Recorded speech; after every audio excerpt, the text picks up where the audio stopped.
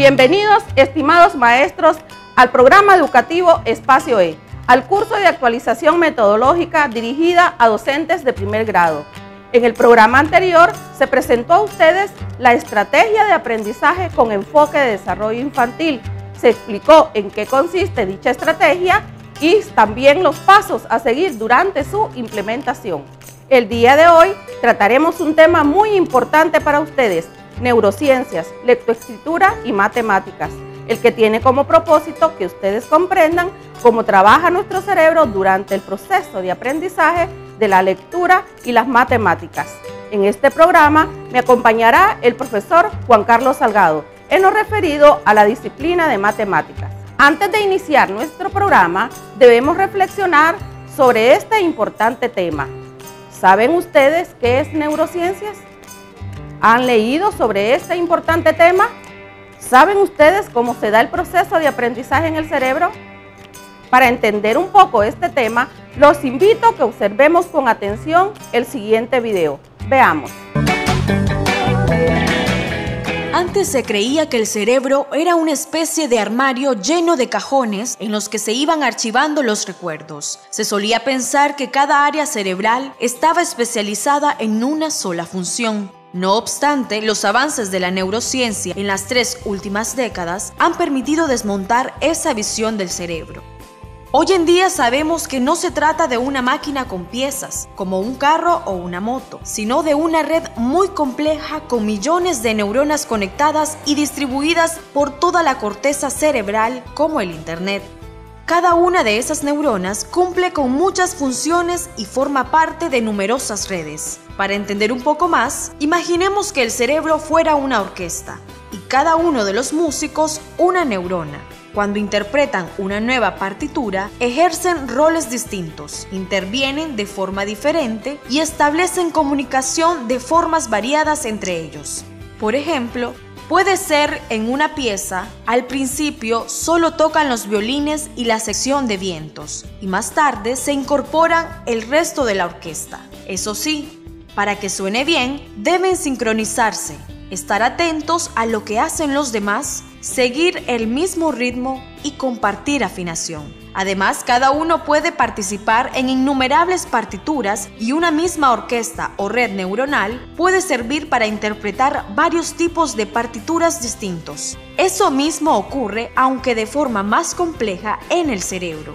Con las alrededor de 20.000 millones de neuronas que la forman, los conocimientos o las memorias que aprendemos son redes de neuronas entrelazadas por enlaces sinápticos, por conexiones entre las células nerviosas. Es así como adquirimos nuevas memorias y el cerebro las guarda en redes distintas. ¿Qué es neurociencia? Las neurociencias son un conjunto de disciplinas científicas que estudian la estructura, función, desarrollo de la bioquímica, la farmacología y la patología del sistema nervioso y de cómo sus diferentes elementos interactúan, dando lugar a las bases biológicas de la conducta.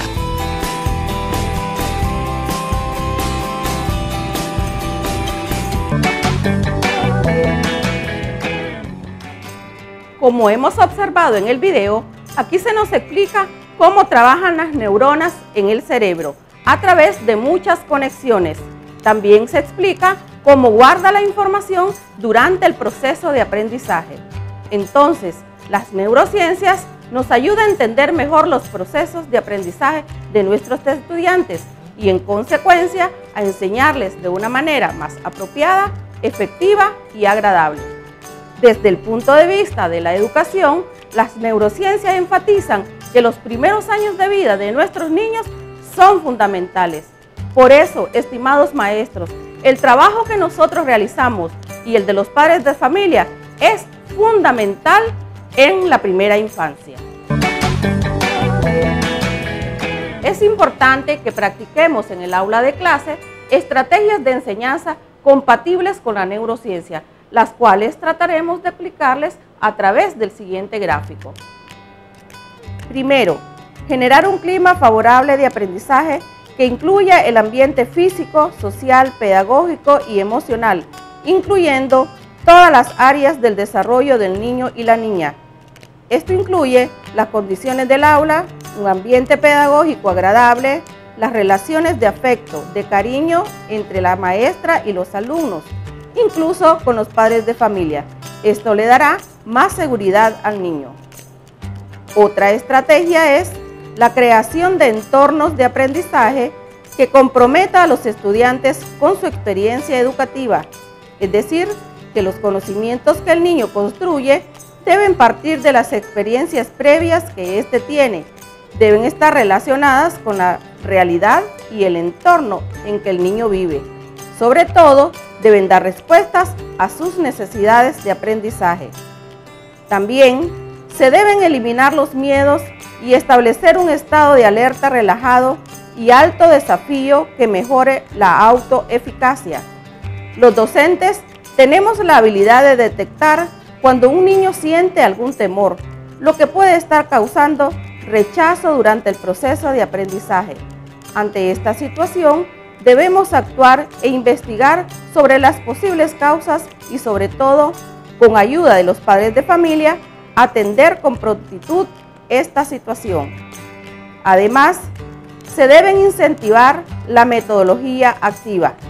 Debemos recordar que la metodología activa promueve y procura la participación activa y protagónica de todos los alumnos y la del docente en el proceso de enseñanza-aprendizaje. Para facilitar esta participación activa, se deben utilizar técnicas motivadoras, lúdicas, creativas y democráticas.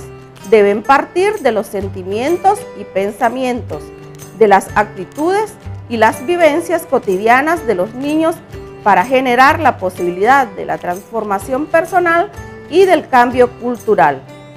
Luego, utilizar estrategias que estimulen el proceso de atención.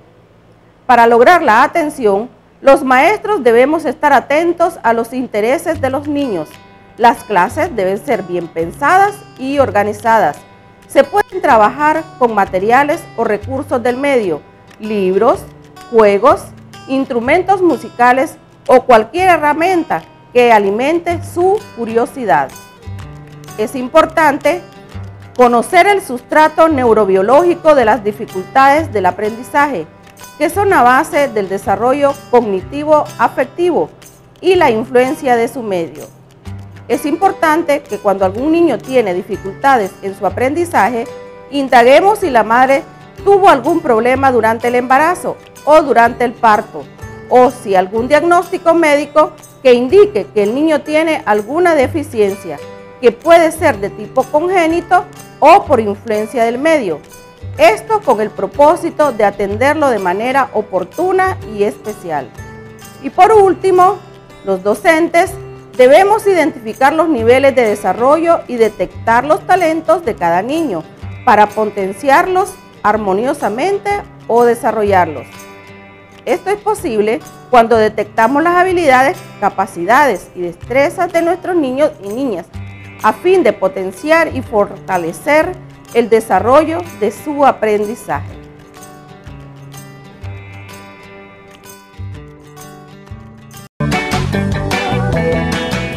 El proceso de la lectoescritura. El aprendizaje de una lengua es un proceso natural. El aprendizaje de la lectura no lo es. La lectura es una habilidad que debe aprenderse y no es posible hacerlo hasta que el cerebro no está listo. Cuando el cerebro de un niño se desarrolla, el niño ha alcanzado la etapa de preparación para la lectura, lo que observamos en la conducta del niño. A ver, muchachos, vamos a escuchar a la niña que les va a leer una lectura y usted recuerde agarrar correctamente el libro.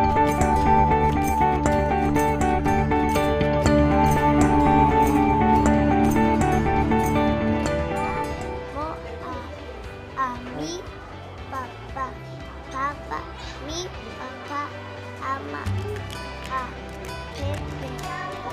Niños, vamos a recordar algunas letras del abecedario. Y para comenzar se las voy a mostrar y ustedes me van a decir el nombre de cada una de estas letras. Solo el nombre. ¿Cuál es el nombre de esta letra? M. Correcto. Ahora me dirán el nombre de esta. El nombre de esta letra es S. Correcto. El nombre de esta letra, ¿cuál es? R. Correcto. Ahora que ya me dijeron el nombre de cada una de estas letras, vamos a recordar el sonido de cada una de ellas. Comenzamos, sonido.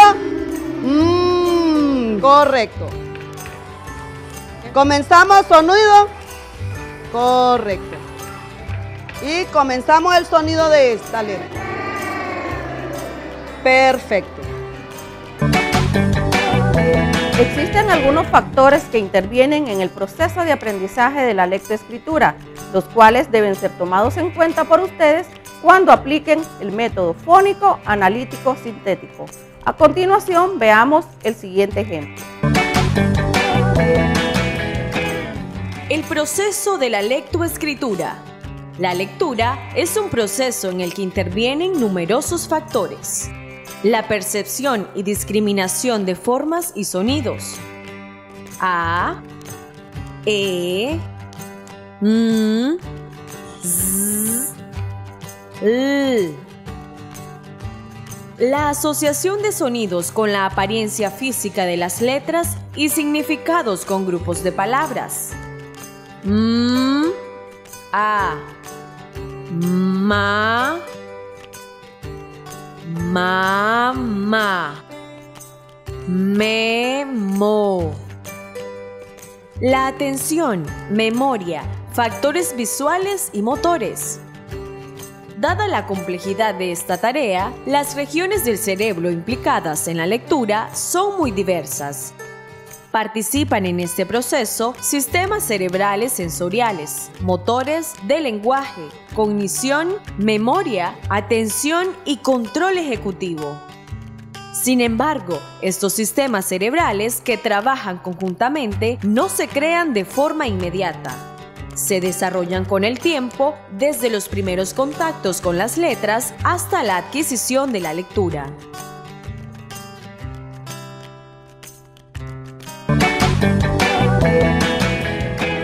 Ahora explicaremos los procesos mentales necesarios para la adquisición de la lectura en el cerebro.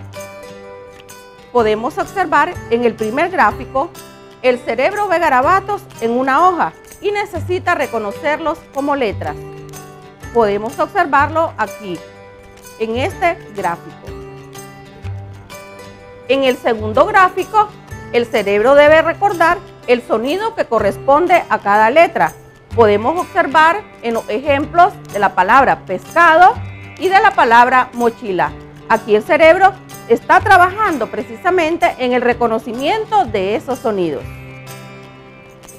En el tercer gráfico, también el cerebro va trabajando en función de unir los sonidos para formar las palabras y luego las oraciones.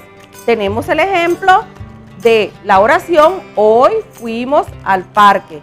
Recordemos que nos estamos refiriendo a la identificación, al trabajo que hace el cerebro durante este proceso. Aquí podemos observar, por ejemplo, en esta oración, que en el caso de la palabra hoy no aparece la H porque el cerebro está trabajando precisamente el sonido y la H no tiene sonido. En el cuarto gráfico podemos observar un ejemplo de una oración. En la medida que los niños avanzan en la lectura, van adquiriendo nuevas palabras, las cuales van enriqueciendo su vocabulario. Pero seguirán luchando con la adquisición de nuevas palabras. Pero además, deben comprender lo que leen. Y para comprender lo que leen, requieren también de trabajar con un proceso que significa el reconocimiento de letras, de palabras y la forma como se unen para formar las oraciones. Aquí es importante, maestros, el trabajo con las diferentes estrategias para corregir errores en estos casos, porque son errores que cometen los niños en un inicio. A través de la práctica y el trabajo que hagamos con ellos, estos errores se van corrigiendo. Con esta explicación de los procesos mentales que se dan durante el proceso de la adquisición de la lectura, Hemos concluido el primer momento de este programa, referido a la neurociencia y la lectoescritura. En este segundo momento abordaremos el aprendizaje de las matemáticas desde el punto de vista de la neurociencia. ¿Cómo nuestros estudiantes aprenden? ¿Cuáles son los procesos psicológicos que entran en su cerebro para poder construir ese aprendizaje que nosotros queremos transmitirles? ¿Qué parte del cerebro se activa durante el aprendizaje de las matemáticas? Para esto, miremos el siguiente gráfico. En este primer gráfico observamos en la corteza cerebral una cisura longitudinal que parte al cerebro en dos, las cuales se denominan hemisferio cerebral izquierdo y el hemisferio cerebral derecho. El hemisferio derecho se encarga de las funciones de la imaginación, la intuición, la innovación y la creatividad. El hemisferio izquierdo tiene un comportamiento racional, autónomo, lógico, analítico. Da respuesta inmediata y es repetitivo. En el siguiente gráfico podemos mencionar las partes que consta el cerebro. Este puede ser el derecho o el izquierdo. Y como podemos observar, tenemos el lóbulo frontal, lóbulo parietal, lóbulo occipital, lóbulo temporal y el cerebelo. Es precisamente el lóbulo parietal izquierdo quien se encarga de la parte de las matemáticas. Aquí nosotros podemos ver el desarrollo de los números, su relación y los cálculos. El desarrollo del pensamiento. Las personas desde que nacemos, incluso desde antes de nacer hasta la edad adulta y después, pasamos por un largo camino de crecimiento. A lo largo de este sendero se produce el crecimiento físico, pero también se produce el desarrollo psicológico. Existen diferentes etapas evolutivas de desarrollo psicológico por las que pasan todas las personas, cada una de ellas con sus características especiales. Es importante que conozcamos cuáles son estas etapas y qué es lo que las caracteriza para entender la mentalidad de los niños y niñas y enriquecer su desarrollo. Etapas del desarrollo cognitivo. Piaget divide el desarrollo del pensamiento en las siguientes etapas. Etapa número 1. Periodo sensoriomotor, de 0 a 2 años. La inteligencia de los niños y niñas es práctica, centrada en sí mismo y en el momento presente, en el aquí y ahora. El niño se relaciona con el mundo a través de los sentidos y la acción. A lo largo de este periodo se producen importantes adquisiciones. La acción de los bebés evoluciona desde los reflejos innatos, que se convierten en hábitos. Poco después aparecen las reacciones circulares, acciones encaminadas a mantener un resultado, y con estas los primeros esquemas mentales. Más adelante el bebé se interesa por el mundo exterior y descubre los procedimientos como forma de reproducir hechos y de esta manera elabora ya acciones intencionadas. Al finalizar el periodo, adquiere la capacidad de representación. Esto es el concepto de constancia de objeto, es decir, busca el objeto escondido, sabe que está presente aunque no lo tenga a simple vista, hace una representación mental del mismo. Con esto entra ya en el siguiente estadio. Etapa número 2. Pensamiento preoperacional, de 2 a 7 años. Se produce un avance en la forma de pensar. En esta etapa se produce un adelanto extraordinario en la actividad representacional y aparece la función simbólica. Los niños y niñas utilizan símbolos para representar objetos, lugares y personas. Puede retroceder y avanzar en el tiempo. Etapa número 3. Pensamiento de operaciones concretas, de 7 a 12 años. Es una etapa que se sustenta en los logros de las etapas anteriores y se logran importantes avances en el pensamiento. Los niños y niñas adquieren mayores nociones y superan cualitativamente las posibilidades de su pensamiento. El pensamiento se convierte en lógico. En esta etapa comienza el razonamiento. Los pensamientos dejan de ser intuitivos y se basan en el razonamiento. Se aplica la lógica y comienza a pensar en lo posible. El pensamiento es reversible, flexible y mucho más complejo. Características. Conservación. En esta etapa comprenden que los objetos conservan ciertas características. Reversibilidad. Son capaces de retroceder con el pensamiento y relacionar hechos y fenómenos observados con anterioridad con hechos presentes. La conservación y la reversibilidad les permiten coordinar puntos de vista. Descentración. Su pensamiento ya no solo se centra en un objeto u hecho, puede establecer relaciones. Capacidad de adoptar el papel de los demás, de ponerse en el lugar del otro.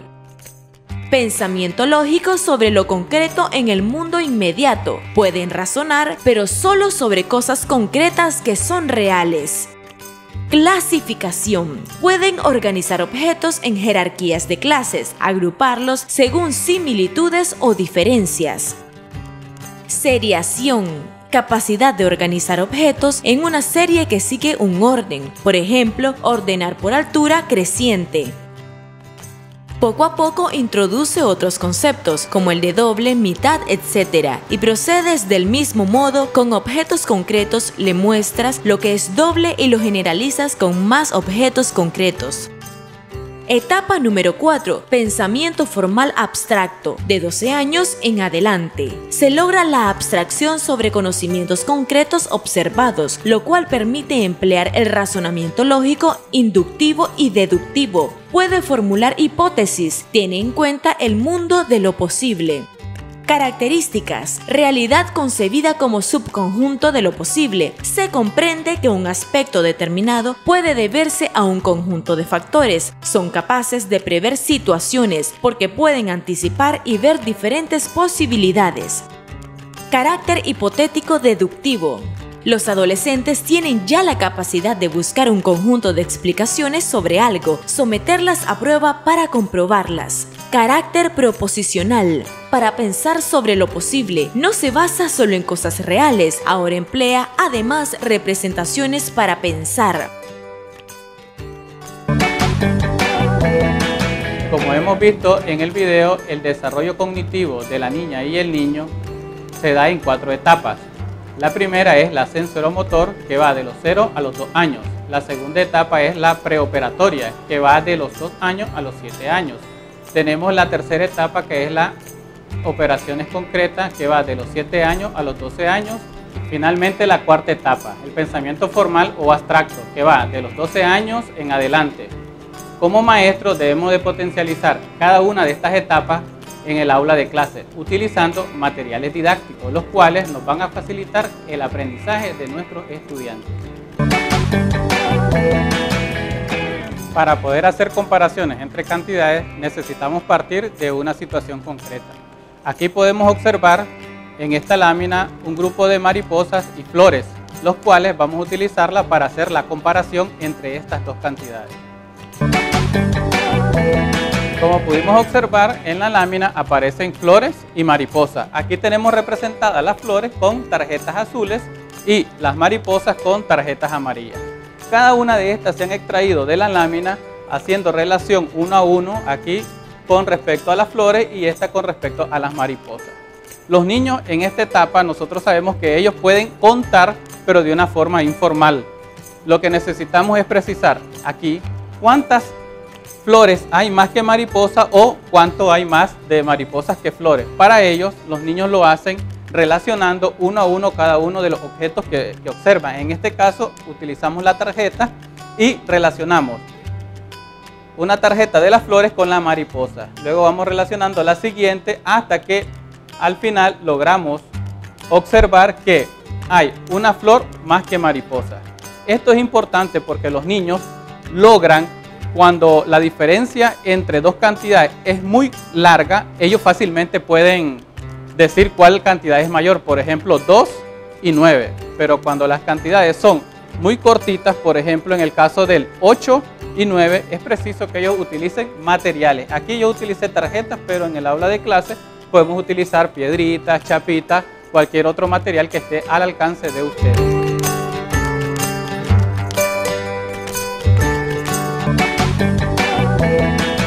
Ahora veremos con un ejemplo concreto cómo podemos utilizar materiales didácticos en la construcción de los números.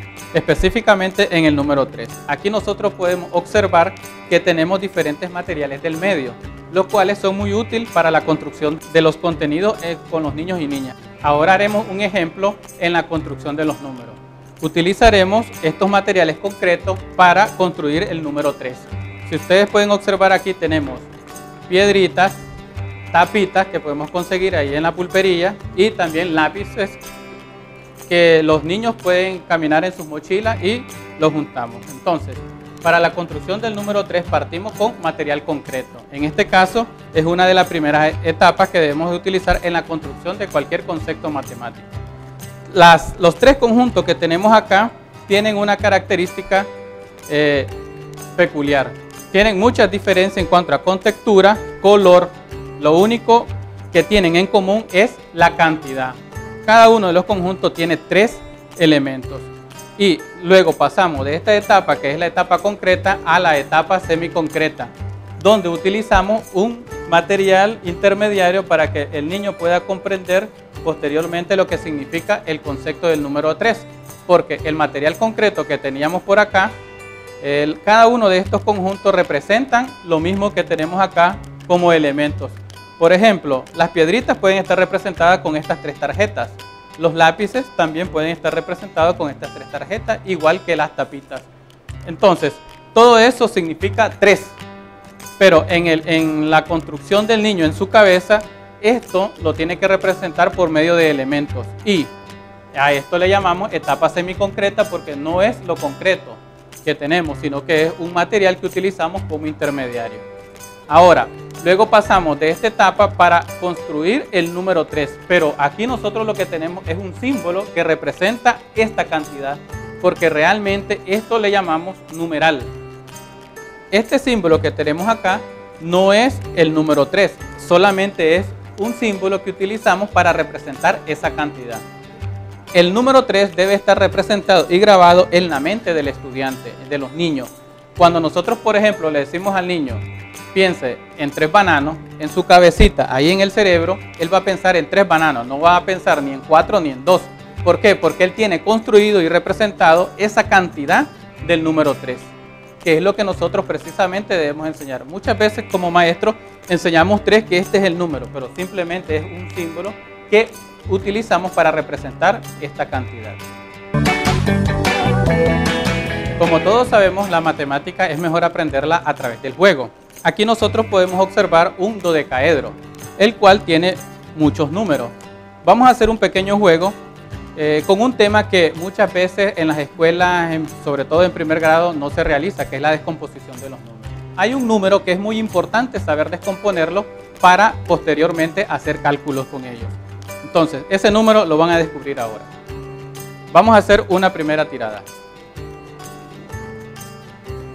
Oh, cayó un número. ¿Qué número ustedes observan que cayó acá arriba? Precisamente el número 4, ¿verdad?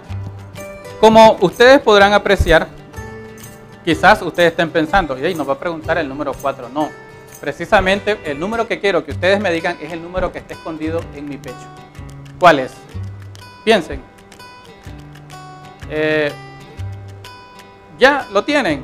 Bueno, muchos de ustedes habrán acertado qué número es el que está aquí. Otros quizás no, pero precisamente vamos a descubrir qué número. Muchos de ustedes están inquietos, ¿verdad? Precisamente esa atención hay que mostrar con los niños. Los niños siempre están inquietos tratando de ver qué número está y qué número es el que va a sacar el profesor. ¿Qué cantidad aparece acá? Veamos. Precisamente el 6, ¿verdad? Oh, este número, ¿cuántos de ustedes pensaron que era el número 6? Veamos, nuevamente haremos un nuevo tiro.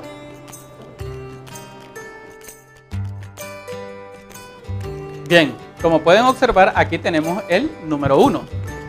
Muchos de ustedes están haciendo sus comentarios con los compañeros. Algunos ya les contaron cómo es el cuento, pero ¿cuál será el número que está precisamente aquí escondido? Veamos. Oh, muchos de ustedes han acertado. El número que está aquí es 9. ¿Cómo se explica esto? ¿Quién lo ha descubierto? Pueden hacer comentarios con sus compañeros, precisamente cómo funciona este juego. Cuando hicimos el primer tiro, si ustedes se recuerdan, nos cayó el número 4 y en la parte posterior estaba el número 6. ¿Cuánto completamos? Sí, tenemos 4 y 6. Ah, precisamente, ¿verdad? Ya se dieron cuenta. 10. Posteriormente cayó el número 1. ¿Recuerdan cuál fue el número que está aquí escondido? Ah, ahora sí acertaron. Precisamente está el número 9, así como ustedes lo estaban pensando. ¿Qué es lo que estamos construyendo aquí? Estamos viendo la composición del número 10. Si ustedes observan, podemos tener otra cantidad aquí, 8. Yo estoy viendo, sí, ¿verdad? El número 2. Pero, ¿qué pasa si nosotros observamos por acá el número 5? ¿Qué número creen que estoy observando yo acá?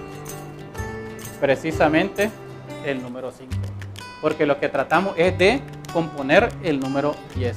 Es un número muy importante a la hora de hacer un cálculo matemático. El día de hoy hemos visto la electroescritura y las matemáticas desde la neurociencia. Esencialmente los conceptos generales de la neurociencia y en los procesos mentales que se desarrollan para la electroescritura.